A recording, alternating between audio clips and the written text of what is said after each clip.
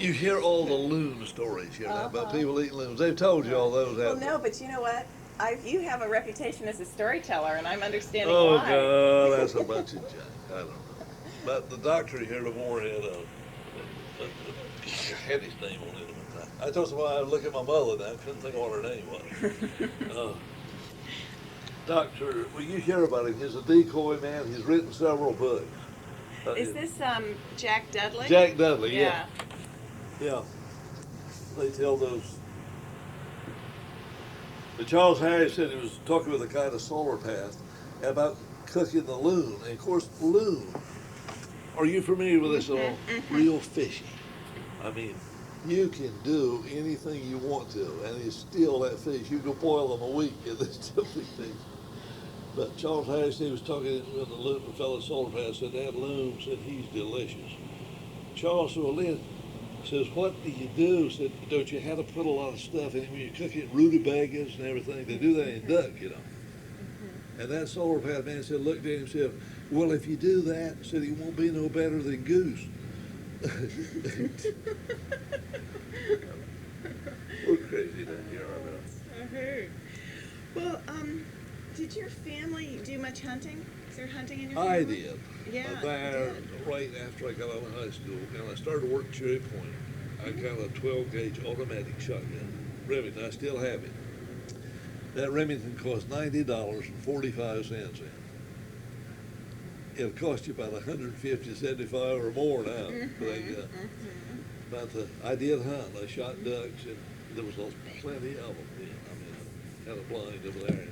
Of course, you had to throw a little corn.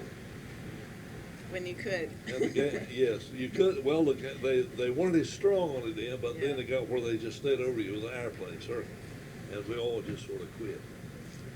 But Gabe Warren down there asked a fellow. He said, "Well, you don't feed ducks. You don't put out bait food." He said, "Well, I wouldn't think of shooting a duck if I hadn't given him something to eat." So, Oh, great. I don't know. I told a lot of stuff, and some of it was pretty bad. No, it's good. We've moved into hunting. I wanted to ask quickly, what was the name of that woman who was known for her oyster shucking that is still alive? Mary Lou Willis. You know, I'm wondering if I've heard her I name. think it would be all right with her Yeah. to use her name. And there might be some of them up the road that I can't think right off those, but and the one that was the fastest head shrimp header has not been dead that many years. Irene Willis, she was a little bit of a lady. Of course, she wasn't married. That's why she could do so much. She didn't have to put up with everything else. But anyway, that's. But there's still a lot of ladies around who did that, but they don't do that now. They take the Right. whole shrimp and pack it right on out. Well, Right. the oysters, if they're open in Beaufort in some of those They're places. open over there. And it's mostly the black people now that do that. It's sort of moved out of the But white. there's ladies over here that do it, or men that do it here on Yeah. Hawkins Island. Interesting. Yeah. We've been talking about some of the different traditions, that have been important to the area. Can you talk a little bit about what the museum should include as part of its exhibits?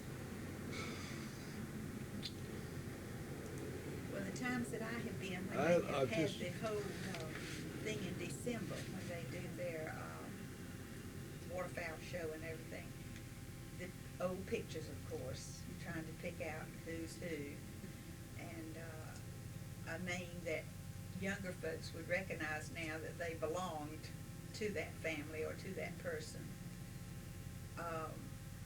Looking at the decoys, I think that were, as to what they're carving this day and time, they look so crude when you first look at them, but then we start to realize, like everything else, that was what they saw, and they really didn't have a great deal of time to put into it because they were trying to earn a living constantly, all the time.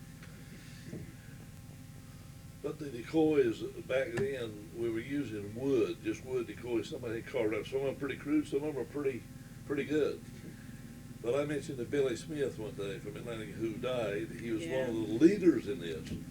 And I said, Billy, I've seen these things on the shore. I said, and they were thrown away. Billy said, listen, said, I saw them down on the shore piled up wooden decoys, and said it was kind of cold, and said we put some trash under them and set them afire and burned them to keep I've warm by. heard that. And now you could get, no telling what, you could get a piece for them if you had them.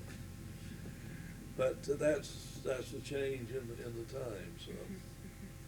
Do you still have old decoys? The wood ones, I have just 4 or 5. And I later bought a bunch of just regular store-bought decoys. Right. And I got quite a few of them, but I just stopped hunting. So they're up there in a little shed, and I don't know. I've got a grandson, but I'm not sure he'll want to do. He likes to fish, but I don't know. The hunting got so bad that the last few times I went over there, we were looking for the game warden to come. And he would come and stop by your blind, get a little dredge, and throw it out, and pull it to him. See if you could find a grain of corn on the bottom. And if you did, you'd end up going down to town and shelling out $150, $200 to somebody. So you just wasn't worth it. Just quit. And very few people hunt now. Just a few renegades get out there and they'll shoot some at night or whenever they can. We've still got a guide of folks that do it at Davis, and they do a lot about a lodge. They, one of the guide's aunts and a friend get up and cook breakfast, and I thought about getting up and going up sometime to go eat breakfast on Saturday Yes, morning. she makes lay those out down East Road, everything. you know. But Reg hunted a whole lot after I came down to Davis. We'd get up on Saturday most of the time to go hunting and get all that gear and fry that sausage and smell up the house before he got off, so it lingered there. And we'd go out in freezing weather, and I really thought that I had married one off the wall for sure, because to get fun out of that, and You come got back. it right the first time. But he also taught my daughter and me how to pick ducks, and everybody would go out somewhere else, and we put pasteboard boxes in the living room. I said, I'm going to be as comfortable as possible if I got to do this. Of course, I knew how to pick chickens from way back and all of that, but we had to do that a certain way. He didn't want to skin them, and you didn't dip them like you did chickens, so you could pull off, but we did them, and of course we saved the down feathers and so forth. His mother had a lot of feather mattresses or down mattresses, and but I wasn't smart enough to make any pillows from it. But I remember, and our daughter really could. The second girl always either had to practice piano or something else when it came time to pick ducks. She didn't learn to pick ducks, but we did, and so. Of course, a lot of famous northern people, Babe Ruth, you've heard that already. He was on Davis quite a few winters hunting, and he did a lot of hunting I see in some of the write-ups up here by Newbern, up in that You lake need to tell area. about the hunters staying in Miss Claudia's. Yeah. Yeah, they were from Spartanburg, South Carolina. There were some oil men, and they came here oilmen? he was connected with the Gulf Oil Company. Huh. But he would stay home all the week and just drink. The other boys would go hunting. He stayed out of the house completely soaked. And Well, don't put oil men on it, the Gulf. That's okay. no, if you do, we'll be shot. But she furnished the 3 meals, and of course we had where the Alger Willis camp, the boat service over to the Outer Banks now, to the park. Miss Jeanette ran that for years. Annette's grandmother, Miss Jeanette Willis, and Alger ran the boat, and she kept building onto her house and slept them. It'd be like a large dormitory to go in there, and I worked up there a little bit. Another lady worked up there the whole time with her, but I would go up there and serve breakfast in the morning, and she'd have a room full, and they'd come in there and eat and clear out, going either fishing or hunting. She did the hunting parties, packed the lunches, that sort of stuff. So was that an actual hunting lodge, or was that more of a, kind of like accommodations? It was a business. Yeah, It like a still is a hotel, business. yeah. I don't think she does the hunting now, and she doesn't do any sleeping, I don't believe, but, No, it's, I don't believe so. but they still run the business. They've just cut it down to fishermen and carrying, vehicles over.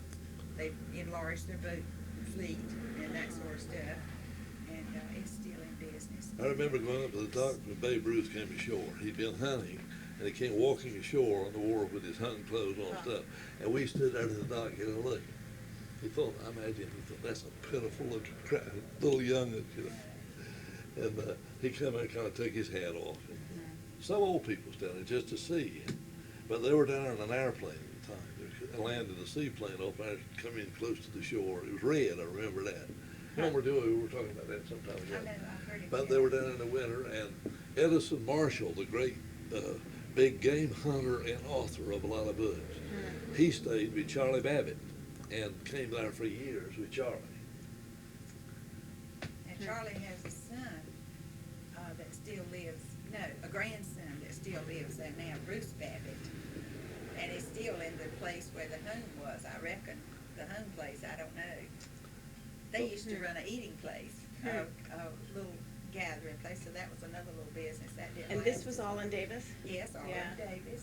What was the thing you were mentioning before that about taking people out? It wasn't clear to me. It wasn't a hunting lodge. Were they actually ferrying people out? Yes, there is now. Yeah. As you come to the Davis stop sign and turn to your right, you can see it almost from the highway. It's a big old two-story house. It's got a sign out there that says Hunting Lodge. And the young man who's doing it now, his father did it some, and But see, I think you're on that back there then. They just, like the man who took Edison Marshall stayed at Charlie Babbitt's house. And in the mornings they would go down and get in the boat, and he'd run off there and put them in the blinds. And then they'd fall away about a half a mile and sit there in the boat anchored. And when he would shoot, they'd pull the anchor up and go there with a little dip net and go pick the ducks up off the water, put them in. And then when they got a limit, which then there was no limit, they killed them. They got pictures of them there, some hanging on the porch, and there'd be 40 ducks hanging there in a row, Wow. No enforcement much of the law. If there was a law, I guess it was. But they took them out from the neighborhood. They take them over. They do that in Cedar Island now, I think. That hunting lodge there, I think they stay there at that motel there on the, that's where the ferry leaves. And then they have people that takes them in boats on down and puts them out in the various blinds. but Davis does that now. He takes the boat. He takes them in the boat. Yeah, and waits on them. that's about the only one that does it. Used to be Yeah. several of them, because we Murphys, Yeah. and we had several of them there that took hunters out, kept them in their home, and their wives cooked. And they'd come in the evening, and I remember this woman would have a big pot of redheads. They would bake them and all kinds of good stuff. Then she'd have that homemade bread, and then guys would go to the table, and you'd see them sopping that gravy. Great. Something to do. Who did you hunt with? How did you learn? I just hunted by myself or with somebody, but I did just a couple of us.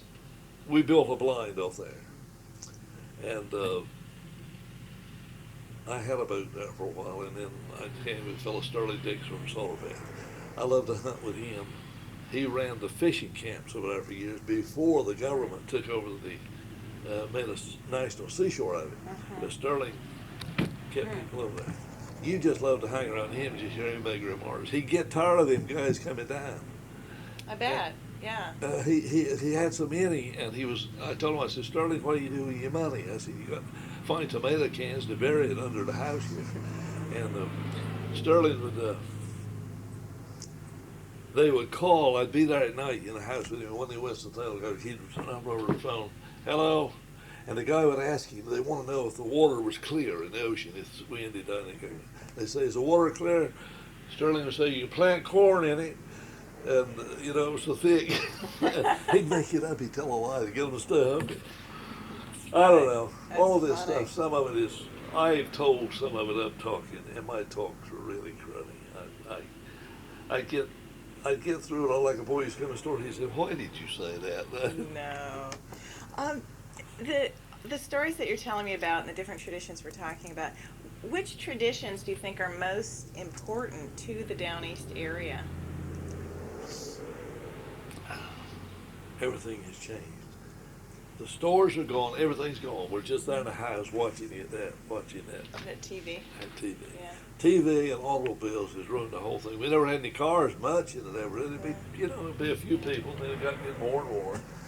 But There's still people who fish and people who build boats. Yes. You know, what traditions over time have been the most important ones to Down East that the museum should represent? Do you think? oh, Well, I think that fishing for providing food and good food, and I will insert this, I am amazed and flabbergasted that we, the people, have let the rules and regulations go to such a point that we do not buy fresh fish. People that do not know and live here, and fresh shrimp and fresh crab and crab meat. Our crab factory has gone out of business 2 years ago because of regulations, and they just got tired of everything. But the crab meat is shipped in now, and we don't know what kind of regulations, if any, it's gathered under to start with. But that sort of thing, I'd like for them to know that, and people who've never tasted fresh fish and fresh seafood, it's just like everything else, of course. If you haven't tasted that, you don't know how good it is. You don't know how to put ketchup on it. You don't have to souse it down with a lot of pepper sauce and all that kind of stuff. It is just good. And we set nets just for ourselves and for pleasure and to give away to the neighbors that were no longer able to do it. But that is the most fun I thought. I did it as a child with my grandmother. Set for herring in the spring, and he wanted to get had a 100-yard net, which I thought was gracious plenty. But then he wanted another one, and then I said he'd put work into it. But we would go. He'd pole. He's a really good pole skiffer, poler in a skiff. But we set nets, and there was a certain art to setting them so that they would unfurl out of the boat. And then a certain way that you pulled it up so that the heads would be up. And I learned to take them out pretty good. And he's still a really good fish cleaner, about the best around as far as I'm concerned. But what you mentioned, the thing of the Fisheries Commission now, and you see this all the time, they are putting people out of business. You got a bunch of people out of college, and they know everything. And they're making this, you see it right now, they're making these rules and stuff. It's just impossible to live with. And I realize we have more people. I know that there's got to be some of it, but I just think about my neighbor who does this, and they do some long hauling. They're doing some long hauling right now. There's a crew out of Davis, James Styron Fish House, and he employs a good many people right there in the community. And but Milton is an active person in all of this fisheries and tries to keep up with it. It's been to Raleigh a time or two before the legislature. So it's not stupid people you're talking about, although they want to think that. That's not quite fair to everybody else, but instead they of don't long hauling, understand. what they're doing is purse seining. Okay, excuse me. That's, you know, Long hauling, they run That's- nets see, all the way that's- across the that's sound. what, it's funny because yesterday I was talking to somebody about long hauling, and I knew it was a different term up in the Chesapeake, and I couldn't remember what it was, and that's it. It's purse seining is how I've heard it described. A and purse hauling. seine is a shorter net, and it's real deep. Thank And they you. have two purse boats, and they have half it on one, and they run around a little school of fish, maybe far from here to the highway. And then they got a system, they got a tom weight on the bottom, and they pull it in, and they get them right up in a bag and bail them in the boat. That's purse seine. Now, long nets, they set them with a small boat behind the big one. They run right on across the sound over yonder, and they started dragging each end, and they'll just wipe down the sound. Take, I don't know how many 100 yards they have Wow. with them. That's long hauling. They weren't purse seining where I was doing work on the Chesapeake, and I was really struck when I heard that yesterday that people aren't doing it here still. Yeah. They've been doing it for Yeah. decades. The bottom Yeah. of the net has brass rings on it like this, and a Uh-huh. line runs through those rings. And when that goes to the bottom, and when they start to get the fish into the boat, they start pulling that line in with a motor, and they close the bottom of the net up just like a tobacco sack, you know, and then the fish run the top. I've done that. You couple. have, yeah. How long has that been going on in Davis that you can recall? Well, James Styron started this. Oh, he's been at this 4 or 5 years, hasn't he? I reckon.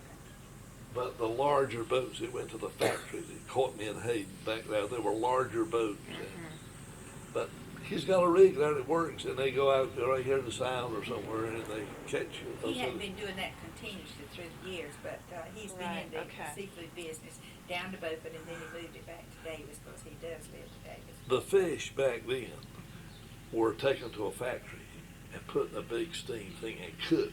So they were purse-seining for Menhaden? From Menhaden, they were, yes. Okay, so And go then back as far as the that Menhaden industry goes That back. Menhaden, then. they Okay. cook them, and then they would go into a place and press them, and the oil would come out. And this oil is pretty sought after, and it's kind of expensive. Shad oil, they use it or Menhaden oil. And then the fish that was left, they grind it up into fish meal, which went into fertilizer and animal feed. It's very full of protein, I think, and everything. So that was now. Most of these Menhaden that comes in, they take them right there and freeze them, quick freeze them, and they're going to all these places, and people are buying them to put in crab pots. They're putting them in pots to catch crab. That's what they're used for now. But the plant in Beaufort is the only one that runs through that process of cooking and drying and doing that. that stuff. Yeah. Coming back to the fisheries, what kinds of got someone here. Oh, hey. What kinds of fisheries do you think and other traditions should be included in the museum? What is most significant to the Down East area? Well, the Menhaden industry out of Beaufort, and the people, I suppose, from down this way going to work there. Yeah. But I saw you pick up either that GAM, Beaufort GAM, or the Ventura, or whatever it was. Last week or week before, they had a picture on the front page of it with the boats lined up across that, which is the way I saw it when I came to this county to work. And I for saw a long that. You've long seen time, those, Yeah. those big. that's just the way it was on Front Street, and where they said where Finn's restaurant is now. That was just the way it looked. And there's still a lot of people, and a lot of young people are interested in history of that sort. And so many of them have moved away, and they come back and see where maybe they had an uncle or grandparent or father or something. It's just a tie-in, a constant link that keeps going. So something to show the history of the Right, traditions, right. the fishing? I think Those larger boats that were in Beaufort, they fished there on up until Christmas. And that's when the big shad, the big Menhaden would come down and had a row in them. And the people would go down there to get some of those roe to eat. They're very delicious. Of course, you've got to be used to that. But they would leave then, and it was getting cold, and they'd run to Mississippi, and the crews would follow a lot of people at Beaufort in those places. And some from here, Lloyd Moore used to go down. Moss Point, Pascagoula, Mississippi. And then they'd come from there and going up to New Jersey, Port Monmouth, New Jersey.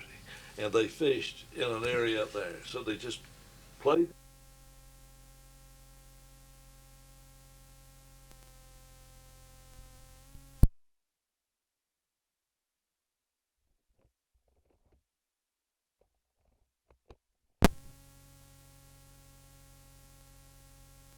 Right along.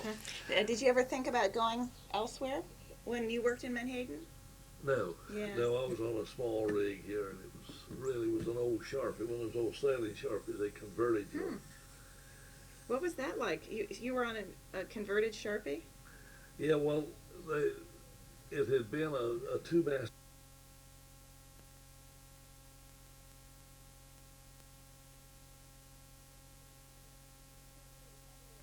So you were saying that they put a diesel engine in it. How long was the boat? The boat could have been 50 feet, 40, 50 feet. How many crew on it? We had a crew of about 12. Because you got to have in the two purse boats that they pull behind the head of it is half of an inch or one, half of it, like we said a while ago, those purse things. And as soon as the man would go, the captain was up the mast, you see, up in the crow's nest, they call it. And he would see the fish, and he'd holler and come down and the boys would get on the boats and run off there, and they got to where the fish were. They'd separate the boats in a circle with the nets. But those boats had been converted. Some of them had been built for something else. But that Layla G we were on, she was that was a converted Sharpie. Who were the crew members? Who was on the boat? Well, there it was all the people from Davis, people right down the lane where I lived. Okay, so would that have been all white, or were there They African were all Americans white on too? these boats, No? yes. All white. But those large boats coming out of Beaufort at that time had some white people on them. Because when we started, used to go there all the time, he stayed on that boat. But it was mostly black people. And that's where they'd sing those chanties, they call it. You run into that. But I've heard them over there, when they get the net, there'd be so many fish in there, there'd be 100,000. They call that's a measurement, but that's a pile of things. Fill this house full. And they get there, when they bend down to get a hold of that, they'd want everybody to come back and pull all they could. And then holler out something. They said, the weight's on the captain's boat. Hi, hi, honey. And when they say honey, they come back, their eyes would bulge. There's a many chiropractors working on those bones right now where they pull her back into it. But it was an interesting thing. It was good, honest, hard work. And you weren't looking to lounge on a porch all day long and look for somebody else to bring in money. And women to go to the welfare department to get money. And you ride around. Every so often. One of the things people have talked about is how to represent in the museum the qualities of kind of hard work and self-sufficiency and that sort of thing that the area is known for. How do you think that part of Downeasters could be told in the museum? I don't know. They were mostly religious people and were good men. You'd have once in a while a character. But all of that crowd I went with, everyone went to church Sunday and whatever that's worth. But I mean, they were good family men. And and back then, one thing, let me tell you this, shrimp at that time, people will tell you that were older, shrimp are not worth one thing. There was so many of them in the Sound that were coming through the end. Of course, the fish, trout, and everything, that was their food. But they said they'd go in a creek over at the banks where it was about that deep, pulling a crab net, just pulling a crab net. And there was so many shrimp, they'd rain out of the water on top of the net. And the birds would come out and pick them up. And I brought some home one time and headed them and fixed them. And Mama says, well, I'll cook them, but I don't know. And she cooked those shrimp. I said, well, they certainly are good. A little pepper on them, I said, man, they're good. But if I remember, Papa didn't want to eat them. But then the shrimping opened right up during the war and after. And now you can go on the desert in Arizona and buy shrimp. I heard someone else talk about that yesterday, that it wasn't considered acceptable to eat shrimp, or they didn't want other people in the community to know that they were eating shrimp. Yeah. So I'll just tell you changes this. in perspective. The shrimp at that time, they can't do it now because there's so many people after them, but they would school up coming out of Pamlico Sound, and they came through here 2 or 3 years in a row, schools of shrimp. You could look across them there, and the shrimp, you could see them in the water. They're working, and large shrimp, those school shrimp were all about the same size, and somebody said they were like corn cobs, and they'd rattle when they'd hit the skin. Wow, But I was with a fella in a Model A Ford engine boat, small boat, and we made 2 drags and caught 3,000 pounds. Oh my goodness. And we went into a fellow's dock and put them out. Now this is facts I'm giving you. We put that 3,000 pound out, plus a few more we caught that week. And on Saturday night, I just got a third. the rig, the boat would get a third, and he got a third, and I got I remember it. It's the most money I ever had. He paid me $38. And I went up the road that Saturday night walking. It was a dirt road, probably full of mud, but I was stepping high. I had $38. 3.5 cents. But I told my daughter in Nashville that day, she's playing country music out there. And she had gone and got some shrimp, and I believe they were $11.95 a pound. I saw them in Packasack the other day for $6.95 for shrimp. Yeah. I said, I want one of those old men that Leah Beck got in. I said, I want them to come in and see that. Of course, there's steak. There's a ribeye, $6.95 a pound. Mm-hmm.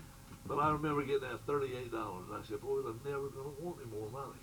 I got all I need. Well, how do you think some of those stories could be represented in the museum? I mean, you're a great storyteller. Does it have to be told? Is there a way to show that visually? Well, the girls and I have been trying to get him to do just this sort of thing with a bunch of stuff that he knows. And I tell him as time goes by, I think he's made up a great deal of it, but a lot of it is true. But the way he tells it, you're worn out after you watch it because he does everything this way. But what I need is compliments. I think that the language, of course, he's not as drawly as a lot of the older ones still are. But I said, thank you. I think that the actual speaking would be good, but it might not Aren't be you all in the the sun, time. Get him a little in Slide her in. Getting back to how the museum would show, I went to in Nashville at the museum there when we first started going out there, and they had a little village set up on a small scale with log cabin and the path and the 2 or 3 rows of corn and this the watermill where they ground corn and stuff, and that could be said for a lot in our area, maybe a little bit further off. But I thought that was interesting, a visual thing actually set up on a small scale. To show the to I don't know exactly, but somehow maybe we could have certainly a skiff, and maybe even one that had mast in it or something. And of course the crab pots in this folks over here that do model boats that have the oars in them and the little crab pots they put in and all that sort of stuff. So I think that would help the visual part. So kind of a miniature version of what's done on the water, okay, good. What about, I wanted to come back quickly about, I heard your daughter is in Nashville. How did she get to Nashville as a country musician? When I started talking about her, We might want to wait a moment for him to cut off. Okay, there we She go. could not stand country music growing up. I'm the country music. He didn't care for it either. What? She has been playing since she was about 4. The Lord gave her a ear for music, but we took music lessons, and she got when she went over to Greenville. Howdy. Good. There's someone in there. Okay, good enough. She went over and majored in music and met Nikki Harris, who has always tried to go to Nashville and gone to Nashville to cut a record.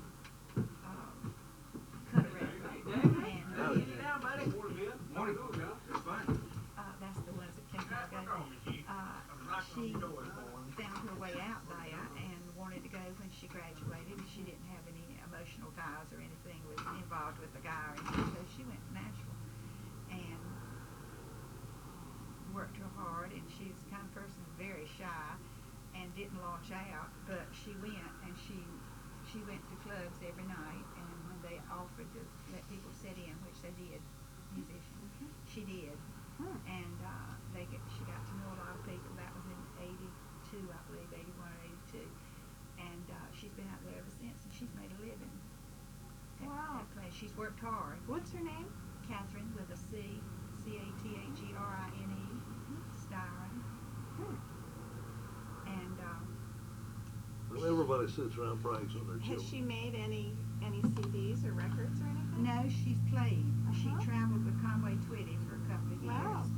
And then she didn't like the road though. She said she couldn't sleep on the bus. And what's she play? She plays keyboards. She plays keyboards. And she sings back up. She didn't ever want to sing out front or anything. What kind of stuff does she like to play? She You know? well, she likes to play everything. She said playing country music, you just play 3 chords on the keyboard. Well, it's like a lot of things. It's a man's world out there. Yeah. And and they make no bones about it. They'll say this is a good old boy network. Yeah. And even though she's doing recording in the studios now, and it's 100 studios. You go out there with some songs, you want to record them, and they'll put them on CD. I want to knock it No, that's over. okay. I'm clumsy. She also went with Kathy Mateo. a while, But she too. does Yeah, that. there's some women successful yeah, in country yeah. music. And but she said she'd rather sleep in her own bed every night. So as soon as she could, she got off the road. And, She could be a studio musician. That's yeah, what some that's people what are. she Yeah. is now. And she doesn't play on the big records all the time. She's played on some, and she can produce them. She's produced 2 or 3, and they turned out really well. But she's done real well and plays beautifully. I told them yesterday when I went by to speak to the family after the funeral. They said they thought the music was fine and they liked music at a service. And I said, well, I've told Catherine, of course they knew her. I said, I want her to play if she can. When I'm gone, and I want a little bit of country and a little bit of jazz, and I want a few hymns, but I want music. So they were laughing about that. But I haven't read any appointments like that. but she's played on the Grand Ole Opry with Great. Jean Shepherd started the first time, and then she played for the cookbook one, Jeannie Satin sheets to lie on. Jeannie Pruitt. Jeannie Pruitt. That's right. There's so many Jeannies. She's out played with there. a whole bunch of them at times, but she's her caliber of playing. You could judge it. Ronnie Millsap is a great singer and player, and he called her night before last at 10 o'clock one night. How late it was, said he was going to come by her place where she's living, and he wanted to go over some numbers with her. Well, And that's he said pretty she impressive. plays great. Some of those guys, of course, you get this way. You know, you say everybody's jealous of me, but those guys are really afraid of her. She gets in there. She gets in there, and Wow, they kind of that's look great. askance at her. You know. Yeah. But And there are played only really 3. She says there are only 4 girls in all of that few thousand now that are recording in those studios. There's only 4 girls that are playing in Wow. it. 1 fiddler. She knows them all. 1 fiddler and 1 guitar player. In the community of people that she's trying to play with. Yeah. Yeah. Yeah, because there are some, there's a number of quite successful women in country music. Yeah. But I guess, breaking through, I think you have to, Well, there's 1 or 2 of Be them. cutting that have records been and really putting your own successful. music They out. said they're not going to have women on the stage with them. Certainly younger women The playing. women like are that. worse about that. And, Interesting. But she said Dottie West was one of the nicest, Hmm. fairest, and always remembered her name every time she met her anywhere after she met her the first time.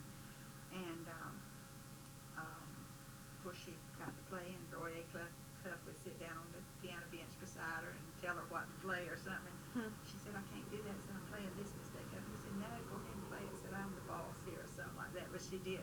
She But played a program with, I put on the cooking thing. What was his name and his wife? John Davidson. She played with John Davidson for about a week there, and it was just pretty stuff. Well, it was Huh? a cooking show and a holiday show. And Holloway. But he brought a pianist in from Los Angeles that came in out of Nashville. They flew her in there to play for him. And his pitch he's limited in how high he can sing. And that woman turned out to be unsatisfactory. Of course, they had to pay her anyway for coming there. But somebody mentioned Catherine. Catherine came down and she transposes. If you want to sing it right low, she'll play it right down there or put it up here. Not everybody can transpose. You find that out if you go in right. church. They can't play stuff. Yeah. But then the next week, Florence Henderson was coming on to do a program. Huh. And they mentioned, he mentioned, Catherine said she's certainly is good to play with. She said, I don't want any girls to play for me. So they're she's worse encountered they're some worse hard than men. times Yeah. in that regard, yeah. Was there music in your family growing up? His Or- daddy played for church and Sunday school, and my daddy did church and Sunday school Yeah. piano. Both of Yeah. them. And so she got a double dose. Yeah. So, How important would it be to have music traditions represented at the museum? Because some people have talked about that. yes. Well, this place right here is known, and it's not a joke. They're the best singers. They've got the best voices over here. I mean, it's unpolished, but you can go in the church and they'll get on one of those holiness songs. It'll be harmony. There'll be somebody singing a high tenor, somebody hitting a bass, and you'll say, dang, God, that's pretty. Now, not all of them, but they just, through the years, there's been some good music comes out of Arkansas. Well, a group of them that I don't know the full name of what it is, but the Nelsons have been to Nashville and done some recording of gospel singing. Reg's mother knew a lot of songs that didn't have music to it, and maybe the words hadn't been written down, but No. he could sing it, and Catherine could play it after he did that. And every once in a while, she gets a request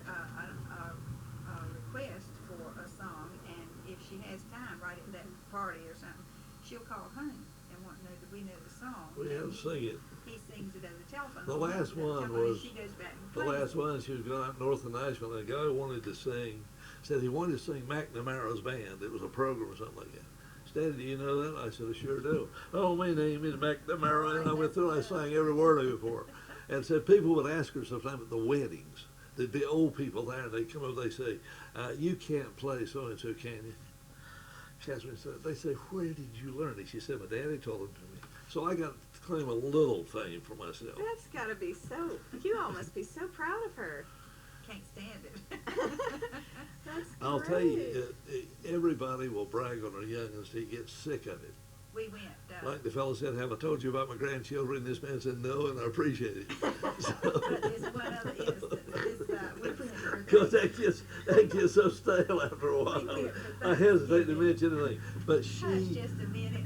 We went she to will Thanksgiving play. one year, and the grandson is 13 now, which he's been 20 ever since he was 2 almost. But anyway, he was in the band at Havelock, and so he took his instrument and would let us take it. Took it on the plane. He said something would happen to it. We were driving, but he got there, and of course, Catherine, he loves Gilligan Island theme song, and so she would play it whenever she'd come home from Little Fell.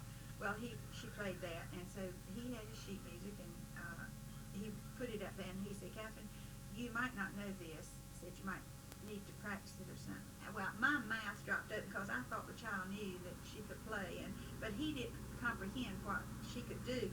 So she said, well, I believe I can do it. Said, you go ahead and start playing, and I'll join in. He said, but you don't know it. She said, well, I can do the music. And he could not get it in his head. But I think the music, I just think that would be, I think it's everybody's heritage, and I think that would be a good thing to include in it. So. What well, else? it's just talked about sickening. country It's sickening the way stores, we too. talk about her. But she'll go in the church for a funeral. We've done enough of that. Let's get back Well, to you Okay, said if you yours, and I'm going to say mine. I demand equal time, just like Republican and the Democrat convention. Okay. Okay. Now I forgot what it was. You were talking about she'd go into Karen. church. Hey there, how are you? I'm all right. We're saying a word. Go for it. Go for it. Go for it. She's great. Yeah. So you were talking about she's going to church. I say she'll go in church for anything, a funeral, and they'll play a few numbers before it starts, and you'll see people.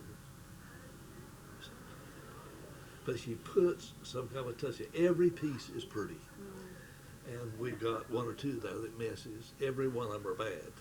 I mean, it's just crude, and it gripes me when I listen to it. But but You're she spoiled is. with her playing. She's as near perfect on a piano as anybody I've ever heard, and that's not because of who she is. It's just now. That's enough about that. the country store, well, really, the community store, he was talking about bringing me, he said he brought me to town out of the country. I said, well, if it didn't have a washing machine, I didn't think it was going to town, because we didn't have washing machines when I first came.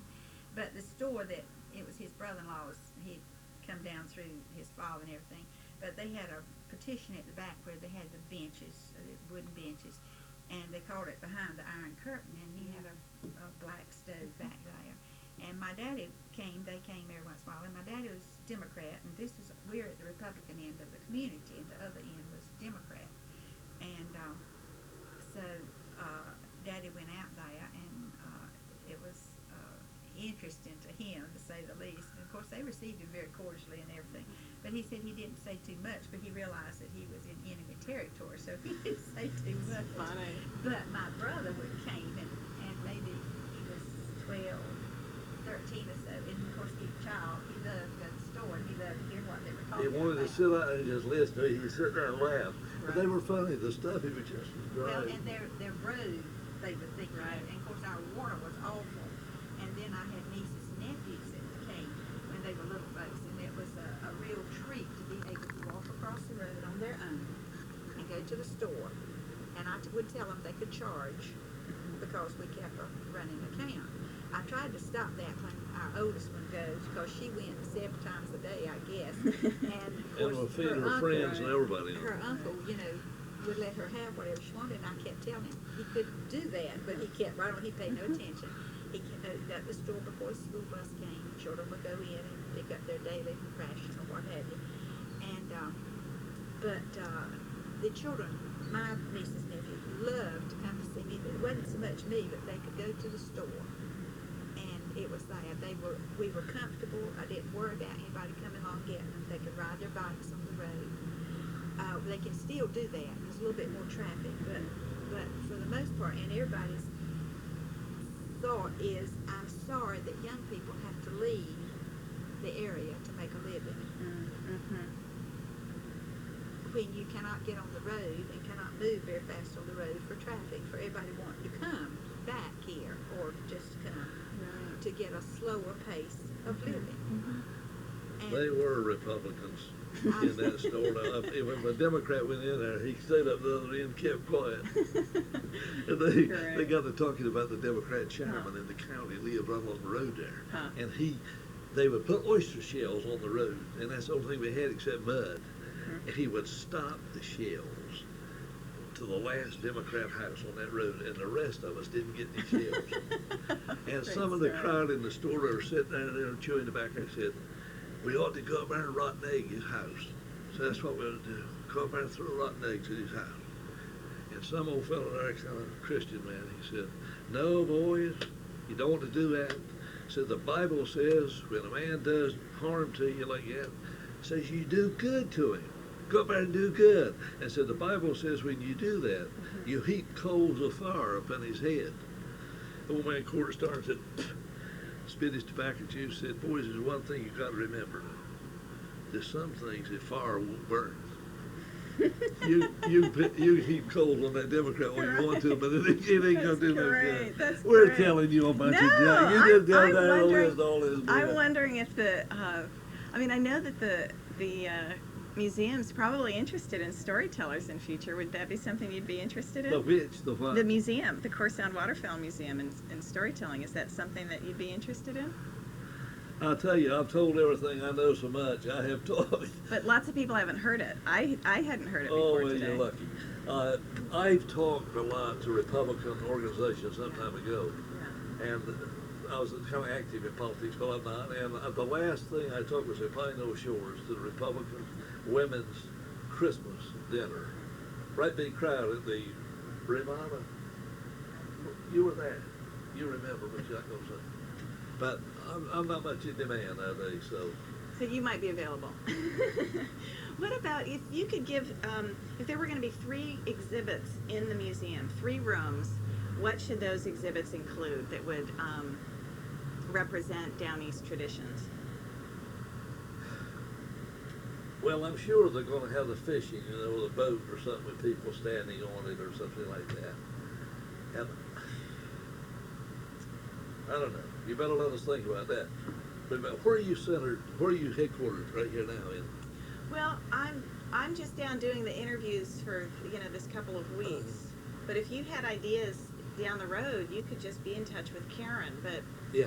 I mean, I can tell you some of the ideas other people had, and then you could say how important you think those are. I mean, people have talked about fishing. What? boat building, life saving, duck hunting, the decoys, Yeah. model boat making,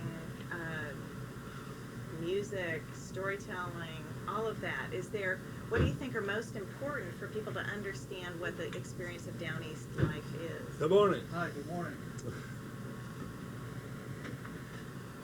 I don't know. I couldn't narrow it down. But you all have added a couple things, the country store and, the importance of music. Are there any other traditions that the museum should Well, that be sure country to store thing, we include? may have hit on something there because more people will say now, I miss the old stores with everybody sitting in there at night talking. And, That's and that is one. Oh, and the store up the road, I didn't ever go into that one, I just went to one Reg's brother-in-law did. But my neighbor, her brother-in-law ran that one, and she said when her son was growing up, said they went up there to that store, of course, and said he loved to go to the store at night with his daddy because they talk bad sometimes. He liked to hear the language. Yeah, great. Because they'd forget about, it was Right. just the ordinary. But it was I don't know, it was just a good time. They would get to talking. You might need to tell about the time that at Davis when the sound froze over what they did. Yeah, the probably lessons or somebody's whatever. mentioned that to you. That was right about the time of World War I. They had a freeze. It froze. Graydon Paul in his book, Sarah Bower, has written about that. The freeze at Davis. You can get that right out of that book. I think I've heard about it. Yeah, Read about it. they took a skiff, a small boat. Someone put it on the ice and pushed it on the ice across the sound. It went all the way over 3 miles across the sound on solid ice. Wow. And that's when the old black man at Davis, Uncle Mose, I've always heard of him. He was the only black man there, and he went down and prayed. They were about to starve to death. They couldn't get any food there at Davis. Graydon said. And that they saw the smoke, and this ship had come on the beach, and they went on and she was loaded with molasses and cornmeal or something. Because they got their food and said the Lord answered their prayers. Graydon, did you know about Graydon Paul? You've heard of him. I think so, there. yeah. Well, he's written several of those books. Yeah. Well, I heard that Miss you can Florence see say that. that they Yeah. used molasses for sweetening it. From then on, that's how it started. Huh. And what it came to them, and they would take off in the Sharpies to take their sweet potatoes up to Norfolk, that kind of stuff. They were isolated, but they were still independent. I mean, they had to do with what they had. And then when the mailboat, I rode the mailboat. When I came to work in the county, I went to Portsmouth Island, and I went on the mailboat from Atlantic. I worked in social services. It was still Bought 'em out. Got him out of there. No, he said he bought them out. He brought him out, yeah. Well, either way. But that was interesting. They put their stuff at night in the window for cooling purposes. And, Now, where was this? Portsmouth Island. Okay. There was, They told some in little short things there. I thought this might tickle you. You don't put this on your book. But some of the people there were not up in school learning. Are you talking in Portsmouth still? No, Talking Where are right you there talking? in the old country store. in the old country They were store. sitting there Okay. talking, and they got the paper there during Yeah. World War II and said the Yeah. refugees, Hitler's blitzkrieg was coming in, the refugees were straining him out, Poland and Czechoslovakia. Right. And somebody back there said, what are them refugees? And this fellow Charlie Babbitt, the one I told you a while ago, used to take Edison Marshall. This fellow said, what is them refugees? Charlie said, you know, so they're them little son of a bitches you can't freeze to death. He had it mixed up with Eskimo,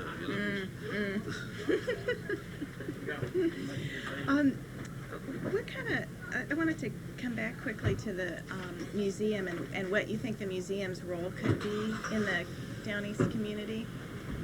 What it could do for community members? I don't know, it seemed like they're moving along pretty good. They got a lot of support from a lot of important people with money. What about local people? I know Karen wants to draw in a lot of local people. Yeah. Any suggestions on how she could do that? Karen has done fine.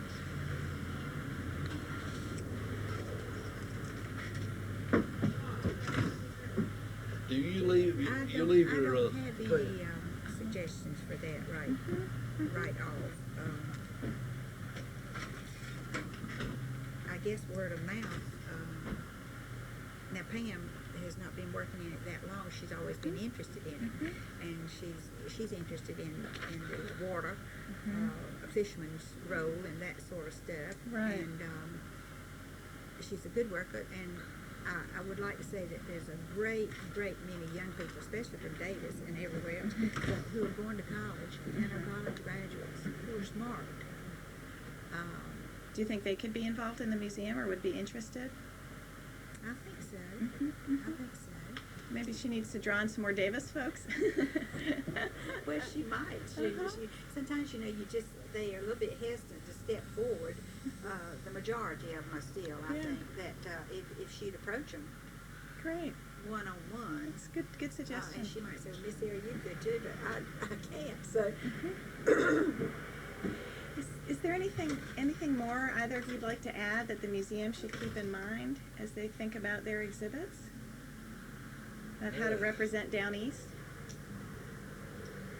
I don't know, they've done pretty well at contacting everybody in this area. People, they've had these different things here, the big festivals and all that. it's a great place, like in persons, and so many younger people don't have storage room anymore to keep things that they like to look at and go back and reminisce through. I think that is really neat. A little bit more than just an antique place, but a story unfolding there constantly and adding to. So trying to tell the story of the lives of people. Yeah. And adding to, should they change the exhibits over time? Is that what you're meaning? I would think. Yeah. I would think because I feel sure that they'd have enough items, sort of like maybe you do at home. You say, "Well, I'm tired of this, and I think I'll put in this a while," but it would still have the same meaning, but would give another little slant. Maybe could take off, give another thought, and somebody say, "Oh, I hadn't thought about that." It gives me more food for thought. Right. But I really don't have any suggestions. That's great. Edward Pond would probably have had some good ones. So, Edward is doing a lot of research on families now. He's got up with me 2 or 3 times. He's checking back on somebody. Do you think it'd be important to include family histories and kind of individual stories? I suppose somebody did a book here in the county. I reckon it's been 10 years. When I say 10 now, it's been 15, but I say 10 years ago that they contacted a lot of family names and wanted to know that they wanted to be included in the book. And some did and some didn't. I don't know, you just associate, we tell a new preacher that comes in that everybody in the congregation is either Davis, a Styron, or Willis, and that he'd be safe to call him one of those names. That's good. Said he can't think of anything else. But, of course, there's a lot of new names now, which is good, so, Do you think those names should be featured somehow for the different communities? Is that a way to talk about the different areas? Just throwing out ideas here. Yeah. We've got a Styron family history. A woman in Washington, D.C. put it together. And Archie Davis came there. He lives in Oklahoma now. And he's all the time doing this, going to the courthouse and check on things. One fellow said he was afraid to check up too far. And one man said he was writing the history of the family. He ran in there where one of their granddaddies had actually committed a crime and was sent to the state capitol and was electrocuted. So some people don't want that stuff in there, I guess. He said, "How do I write that?" He said, "So I put there and said, granddaddy so-and-so said he occupied an important seat in the state capitol, and when he died, it was a great shock." Great. Oh my. Well, listen. Oh, babe, are you married? I mean, you got a family back in? I do, up in Durham. Yeah. Family back in Durham. Yeah. Well, listen, shall we go ahead and wrap up? I think this was really good. I Well, appreciate you taking I the feel time. like we have failed you in No, some, not at all. giving you a Not lot at of all. garbage. No, not at all. Appreciate you asking us or whoever referred. Yeah. If we think of Please something good, we can get in touch with Karen. Yeah. Yeah. Good. You usually think of stuff after you go home. Why didn't I say that to him when he was cussing me? See? Yeah, I know how that is. I appreciate all the people who are Yeah. doing this sort of thing, and the fact that you can get it off the ground as far as it's gone. It's taken a lot of hard work that I have no idea or no conception of, I'm sure, but Do you do this all the time? I do a lot of this. You're not Great. working with particular this I've been here, working on this but area. You're somewhere about.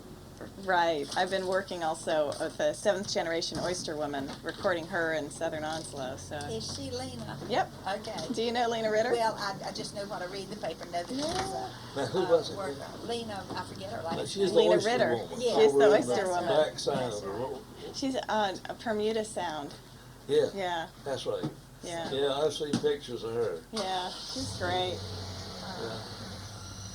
But it's like studying. I tell them when you try to study something, you're the benefactor for receiving all of this. You know, it just widens your horizon. So of course you had them wide anyway. You wouldn't be interested in doing this, but Good. it's good that you did. So I'm interested that y'all have heard about Lena. What have you heard about? You know her as the oyster woman, so I, I guess just you know. They've had stories Sunday articles on her in the Yeah, state she was- paper. I Yeah, went to her here the week one yeah. time, and she goes to these meetings and exploded like that. That's the only way I had known her. So, Yeah. She looks like she can take care of herself. I mean, pretty Yeah, well. she was nominated for a Folk Heritage Award, and I've been trying to do some documentation to help her win the award. Oh, 'Cause okay. she's carrying on a tradition. She still hand clams, Yeah. oyster yeah, tongues, yeah. learned from her mom. Yeah. Well, Rich can do that. Good. He can Great. do all of that. Do what? You were holding out on us. Tongs. Do you do tonguing? Just a little bit, not really. He doesn't do I thought you were much talking about anything. shucking clams and oysters. I can do everything that you. So you are still doing some work on the water then? I have bits here and worked there. on the water. Yeah. He doesn't do any now. He hasn't been hit, but he hasn't been all that well. I started to go working out, in Cherry but, Point, and I didn't know what I did. I never did find out. You know, government work, Mm-hmm. but you're he always. could do some of all of it, so. Well, I did. I was in communications to start with, and the boss man did something. He did something illegal. They fired him. They had to move me up. I wasn't qualified, but I got moved up. And I stayed there quite a while. In the last 10 years, I worked in the Command Management Information Center. That was in charge of it. And I put on briefings. You know, the slides, $35 slides with dialogue to go with it for the general and the general staff. And I never did think I could do that, but I started doing it, and finally, the general up there that's retired at Spooner's Creek now in Beaufort, Victor Armstrong, I wrote a full speech for him for the Civitan Club somewhere. And next I got another one back to do it for, he was going to Washington or somewhere. And I started and I stayed right busy. And my boss man told me, he said, if you can keep the general happy, that's all you need to do. And I wrote a roast for him for the general at Campus Union. General Pogemeyer was retiring, and I wrote a roast for him. And I plagiarized everything that Groucho Marx had ever said. Maybe that's where you got some of your good But storytelling. anyway, I wrote and your, those speeches. Your humor. And I enjoyed that. Interesting. And when I left, he gave me a commendation letter, said I had been, said my tour here, he said, you made it very successful. So all that garbage they put in your letter. That's nice. That's But great. you know, you don't know you can do something until you get a hold of it and you go ahead and you say, I can't do this. And you go ahead and write the thing. I say, oh, that's good. This is why I want to suggest to Karen that she have you come down and do some storytelling at the museum. Really, I think you'd be Karen fabulous. has heard everything. Let me see. I talked to the Karen's Methodist not gonna Church sit down there here. and I talk talked to to her. Valentine's Day at the Methodist Church. I've talked at the school. I've talked at the museum. So you'll be well versed for that job then. I'm going to go ahead and So shut this off I've here. had to repeat every bit of it. That's okay. This is the end of the interview with Reginald and Sarah Styron. This is Alicia Ruverall at Corsound Waterfowl Museum, Harkers Island, and this is my tape number 8500 SRS.1.